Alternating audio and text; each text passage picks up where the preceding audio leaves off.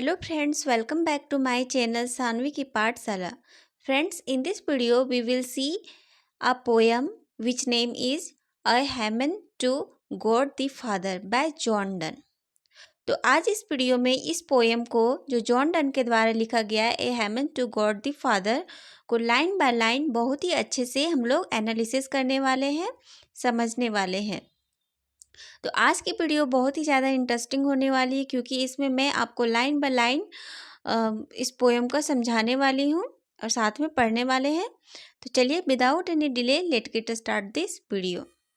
Friends, यह जो poem topic है a hymn to God the father by John Donne, या BA English literature semester 2 paper 2 का unit number 2 का एक टॉपिक है. तो आज इस पोएम में हम लोग इस पोएम का एनालिसिस करेंगे. देन नेक्स्ट जो वीडियो आएगी उसमें इस पोएम का क्वेश्चन आंसर होगा जो सेमेस्टर एग्जाम में पूछे जाते हैं. फ्रेंड्स, यह बीए इंग्लिश लिटरेचर के लिए इम्पॉर्टेंट है ही क्योंकि यह टॉपिक है और साथ में यूजीसी ने टीजीटी पीजीटी जितने भी इंग्लिश लिटरेचर से रिलेटेड एग्ज़ाम होते हैं उसके लिए भी यह पोएम इम्पॉर्टेंट है. तो इस वीडियो को बहुत ही अच्छे से ध्यान से देखिएगा. तो चलिए हम लोग इसके पोएम को एनालिसिस को देखते हैं. सो फ्रेंड्स, पोएम के जो पोइट हैं जॉन डन, उसके बारे में इनके बारे में कुछ जान लेते हैं. देन हम लोग पोएम को एनालिसिस करेंगे. तो जो जॉन डन है वो एक most famous renaissance time period English literature का most famous and important poet scholar रहे हैं.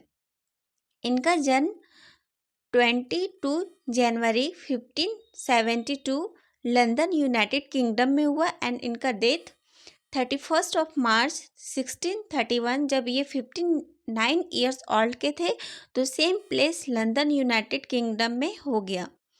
ऑक्यूपेशन मीन्स इनका जो पैसा था वो as a English poet Renaissance age के स्कॉलर एंड सोल्जर भी रहे हैं. Soldier, okay. देन जो जॉन डन है वो कंसीडर किए जाते हैं रिप्रेजेंटेटिव ऑफ मेटाफिजिकल पोइट. मतलब इन रेनेसां पीरियड एक टर्म सैमुअल जॉनसन के द्वारा कॉइन किया गया था मेटाफिजिकल पोइट. तो इस ग्रुप के जो हेड थे वो जॉन डन थे और इन्हें मोनार्क ऑफ विट भी कहा जाता है मेटाफिजिकल पोइट्स के ग्रुप के. His poetical works are noted for their metaphorical and sensual style and include sonnets, love poems, religious poems, Latin translations, epigrams, elegy, songs and satires, and he is also known for his sermons. और इन्होंने कई genre में काम किया, जैसे कि इन्होंने कई सोनेट्स लिखे हैं, लव पोएम्स लिखे हैं, रिलीजियस पोएम्स एंड इन्होंने लेटिन ट्रांसलेशंस भी किए हैं एज वेल एज इन्होंने कुछ सरमन्स भी लिखे हैं. अब चलिए इनके poem a hymn to God the father को लाइन बाय लाइन देखते हैं. तो फ्रेंड्स, ये है इनके पोएम. मैं इसे थोड़ा जूम कर लेती हूँ ताकि आपको अच्छे से विजिबल हो. तो ए hymn to God the father, तो यहाँ पे जो वर्ड है हाइमन HYMN, इसका मतलब होता है प्रार्थना. इस पोएम में जॉन डन गॉड से, ईश्वर से प्रार्थना कर रहे हैं. तो क्या प्रार्थना कर रहे हैं, क्या मांग रहे हैं, चलिए देखते हैं. तो पहला लाइन में जॉन डन बोलते हैं, wilt thou forgive that sin where I began, which was my sin, thou it were done before. John Donne God से कहते हैं विल्ट दाउ, मतलब wilt means will, thou means you. मतलब God से वो John Donne कहते हैं क्या आप मुझे उस पाप के लिए, उस सीन के लिए माफ़ कर देंगे जो वेयर आई बिगन, जो मेरे पैदा होते समय ही जन्म हुआ है, उत्पन्न हुआ है. बिगन मीन्स उत्पन्न हुआ है. विच वॉज माई सीन, जो मेरा सीन है. Though it where done before, जो बहुत पहले हो चुका है, यानी कि एडम और ईव ने जो गलती की थी वो पाप. ठीक है. तो इस फर्स्ट लाइन में बोलते हैं कि will thou forgive that sin where I begin, क्या आप मुझे उस पाप के लिए माफ़ कर दोगे जो मेरे पैदा होते समय ही उत्पन्न हुआ है. जो मेरा सीन है, जो एडम और इव के द्वारा बहुत पहले हो चुका है, though it done before. Then वो बोलते हैं नेक्स्ट लाइन में, will thou forgive that sin, क्या आप मुझे उस पाप के लिए माफ़ कर दोगे, through which I run and do run still, जो मैं अभी तक करते आ रहा हूँ वो पाप, थ्रू स्टिल आई डिप्लोर, और मुझे अब इस सीन पे पछतावा हो रहा है, तो क्या आप मुझे उस पाप के लिए माफ़ कर दोगे। When thou hast done, अगर आप वो पाप, इन सारे पाप के लिए मुझे माफ़ी कर देते हो, thou has not done, तो अभी आपका काम खत्म नहीं हुआ है, for I have more, मेरे पास और भी सीन है। तो ये फर्स्ट स्टांजा में ये बोलते हैं। देन नेक्स्ट स्टांजा में जॉर्डन फिर से गॉड से बोलते हैं, will thou forgive that sin which I have on others to sin and made my sin their doors, क्या आप मुझे उस पाप के लिए माफ़ कर दोगे जो मैं दूसरों को उकसाता था करने के लिए, और दूसरों को उकसा के मैं अपने पाप का घर को खोल दिया था, डोर को खोल दिया था। ठीक है।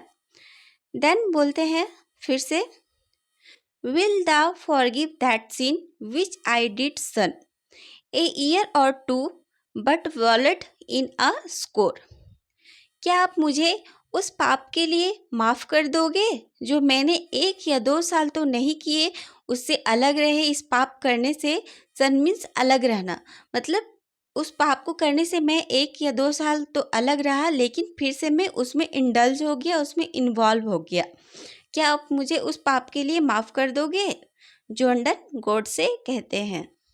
देन फिर जॉर्डन कहते हैं गॉड से, व्हेन दाउ हैज डन, अगर आप इन सारे पाप के लिए मुझे माफ़ कर देते हो, दाउ हैजंट नॉट डन, तो अभी भी आपका काम खत्म नहीं हुआ है, फॉर आई हैव मोर, मेरे पास और भी सीन है।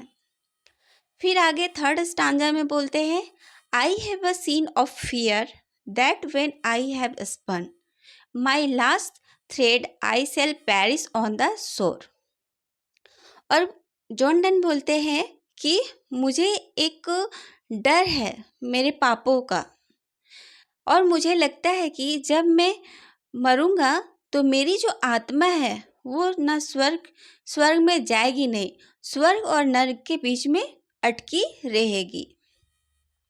बट स्वेर बाय देल्स, यहाँ पे जॉर्डन बोलते हैं गॉड से कि आप लेकिन कसम खाइए, स्वेर मीन्स कसम खाइए, दाई सेल्फ खुद का कसम खाइए, that at my death thy Son shall shine as he shines now and heretofore, और गॉड से जॉर्डन बोलते हैं कि आप खुद का कसम खाइए कि मेरे मरने के बाद जो आपके बेटे हैं जीसस क्राइस्ट, जो अभी मेरे प्रति जितने उनकी ग्लो है, कंसर्न है, वो मेरे मरने के बाद भी उतनी ग्लो और कंसर्न हो।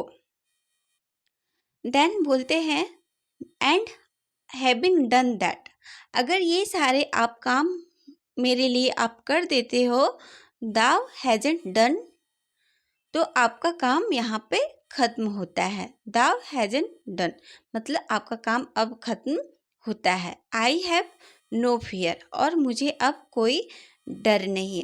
तो यहाँ पे जॉर्डन का ये जो फेमस पोएम है a hymn to God the father यहाँ पे ख़त्म हो जाता है।